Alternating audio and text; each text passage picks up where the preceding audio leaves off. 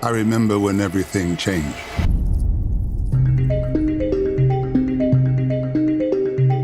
Building a studio from the ground up in a new location takes time. When I started the studio, we were just a couple of game makers in a very small room in Santa Monica, trying to come up with a vision for not only a game, but for the studio.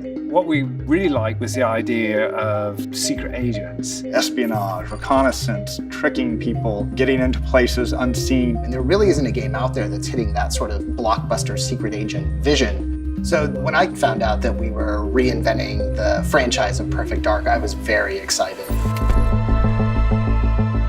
Perfect Dark, when it came out, was revolutionary. It did a lot of things that other games weren't doing. The gadgets stand out still. Some of the wild guns stand out still. You are a female secret agent in a world of corporate crime. That was super exciting to me back in the day. You didn't get very many games where you even saw a female lead character, much less saw one being as awesome as Joanna is.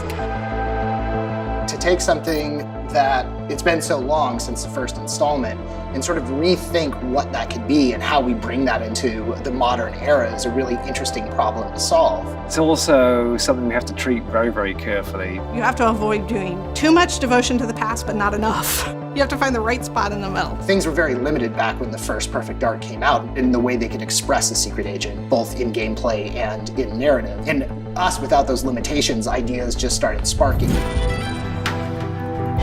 I'm passionate about making sure that we deliver stories and premises that stand alongside our peers in TV and movies. We wanted to create a world that people would be excited to come back to, something that was unique and had its own flavor.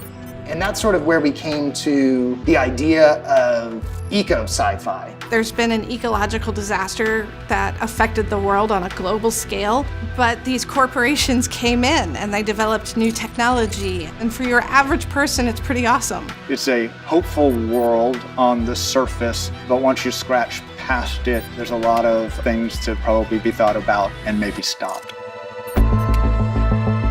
We are leaning very heavily on what is a secret agent. And there's a lot of gameplay diversity that comes into that, and we aren't shying away from that. One of the things we thought about was how to differentiate what we call spy fighting versus what you would see in a traditional first-person shooter. Sliding under things, jumping over things. We really wanted to play up the physicality and being in the world, getting some of that camera movement that we see watching body cameras, GoPros, and trying to get that excitement of moving in places and in ways that you and I don't.